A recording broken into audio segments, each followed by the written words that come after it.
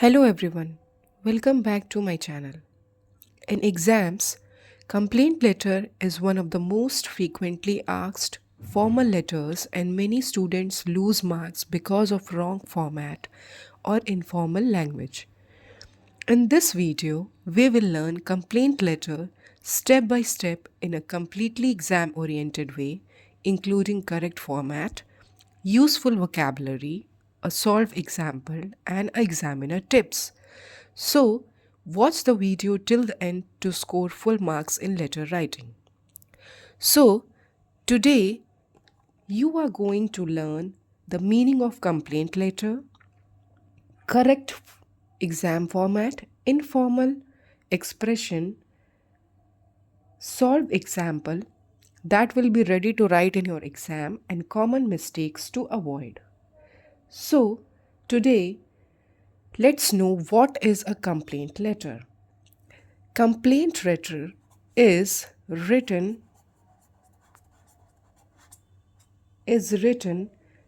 to express dissatisfaction,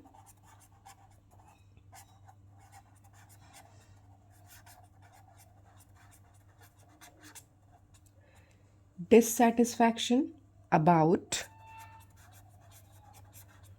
product, service, or situation, and to request a solution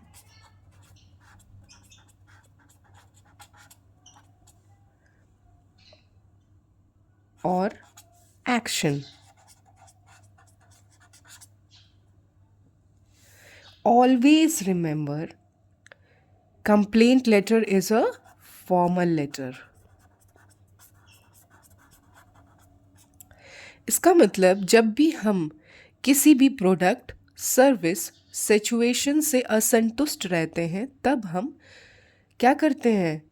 हम complaint letter लिखते हैं ताकि हमें कोई सल्यूशन या फिर हमारे डिससेटिस्फैक्शन के अगेंस्ट कुछ एक्शन हो जाए। तो इसका बहुत ही इम्पॉर्टेंट पार्ट है हमारा फॉर्मेट। फॉर्मेट में जैसे कि हम लास्ट 3 वीडियो में फॉर्मेट पढ़ते आ रहे हैं अलग अलग लेटर्स का, तो ये हमारा है letter to complaint letter, letter for complain.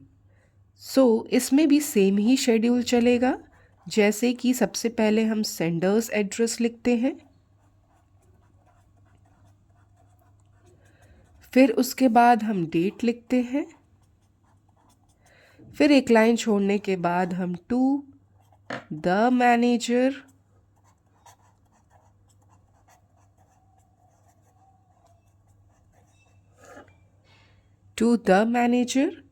Oblique या अथॉरिटी,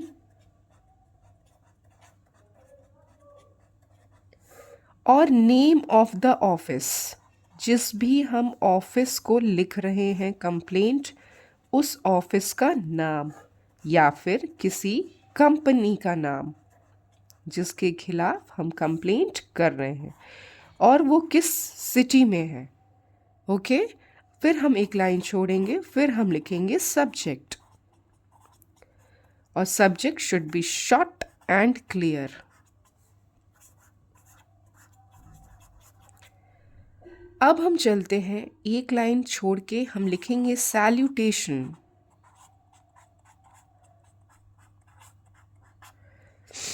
इसमें हम क्या लिखेंगे? सर या मैडम। अब हमारा है important body of the letter.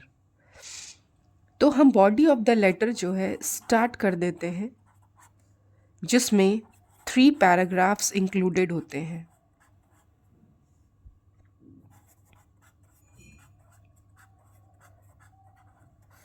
जिसमें जो पैरा 1 है, पैरा 1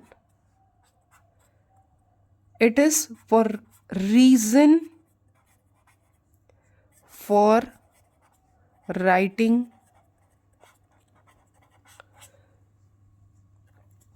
the complaint. कारण क्या है कंप्लेंट लेटर लिखने का? Para 2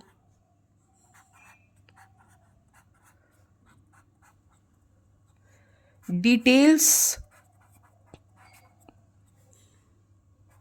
of the problem.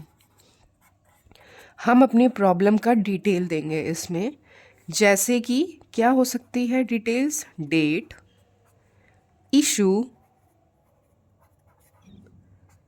और इफ़ेक्ट, उसके कारण क्या इफ़ेक्ट हुआ है. और पैरा 3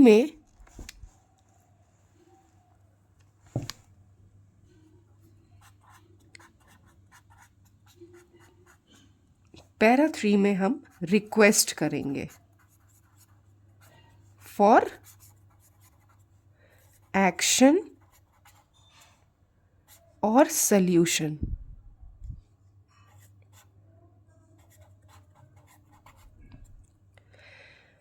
उसके बाद हमारा क्लोजिंग होगा,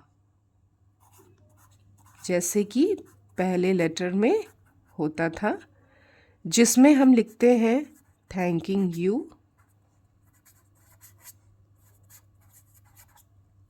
और योर्स फेथफुली. हम अपने फॉर्मल लेटर में हमेशा योर्स फेथफुली या फिर योर्स सिंसियरली लिखते हैं, और जो भी आपका नाम क्वेश्चन पेपर में दिया हो, और अगर आपको नहीं बताना है तो आप जो है XYZ लिख सकते हैं. ठीक है.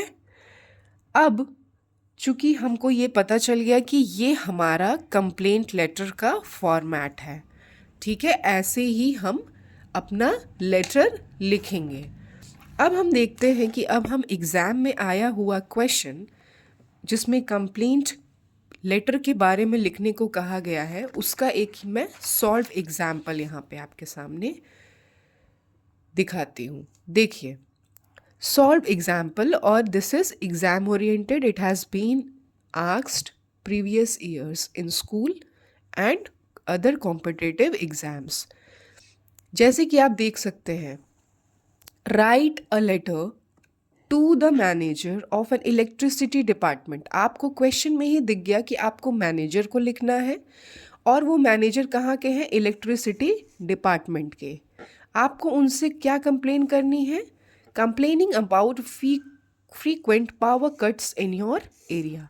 तो आपको आपके क्वेश्चन से ही जो है हमारे जो रिसीवर का एड्रेस है वो ऑलमोस्ट मिल गया है. आपको बस कुछ ही उसमें ऐड ऑन करना है. So as we learned that first we have to write sender's address. आपको दिख रहा होगा, हम सबसे पहले इसमें सेंडर्स एड्रेस लिखेंगे, जिसमें कि आपका होगा. ठीक, जैसे यहाँ हाउस नंबर, यहाँ पे हम लिख देते हैं सेंडर्स एड्रेस. फिर उसके बाद एक लाइन छोड़ के आप लिखेंगे date. Never write date, just write the date on which you are writing, and the writing format should be 20th July 2020. Date आप अपने मन से कुछ भी लिख सकते हैं, कोई भी डेट लिख सकते हैं. बस आपको ध्यान देना है कि क्वेश्चन में किसी पर्टिकुलर डेट का डिस्क्रिप्शन ना दिया हो. ओके. फिर आप उसके बाद एक लाइन छोड़ के, यहाँ पे सॉरी यहाँ 2 भूल गई मैं, आप लिखेंगे एक लाइन छोड़ के, फिर आप मैनेजर यानी कि receiver's address.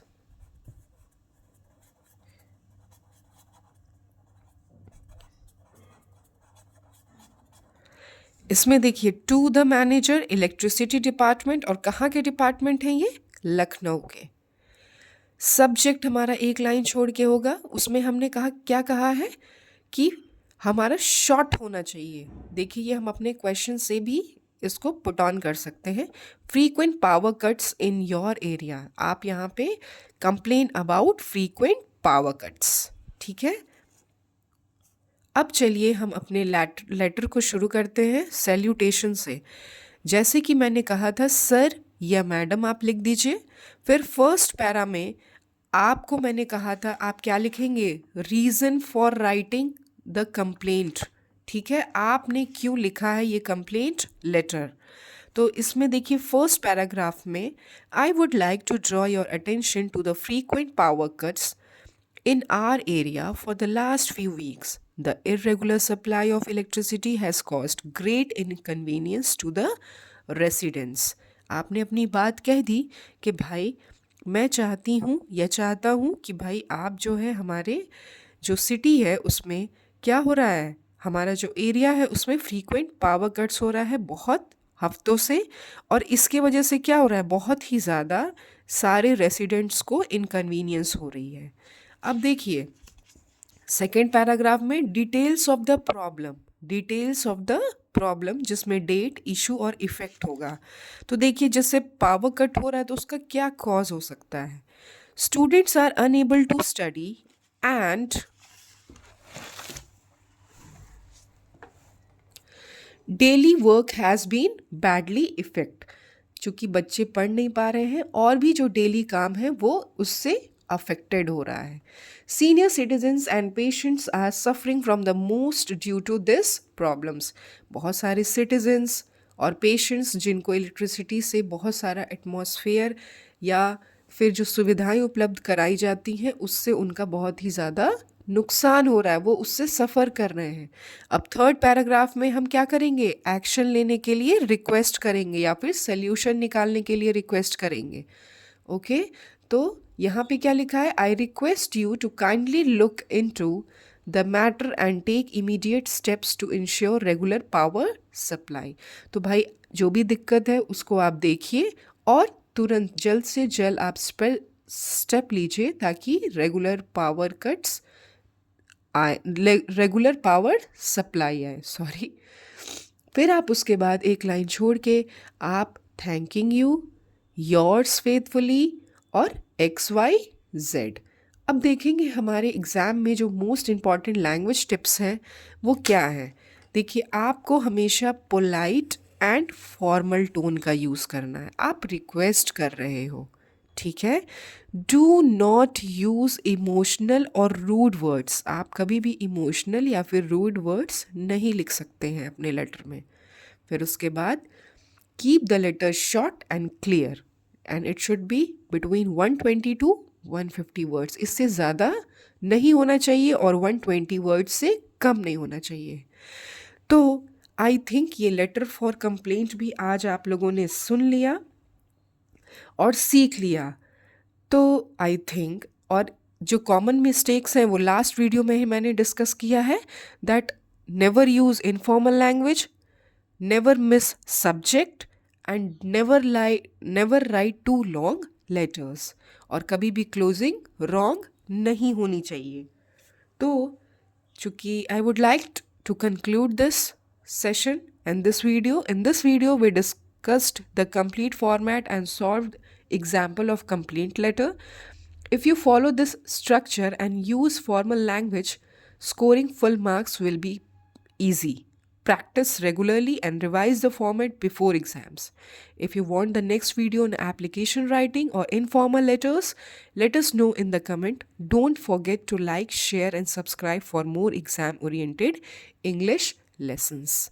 So, keep learning, keep growing. Thank you.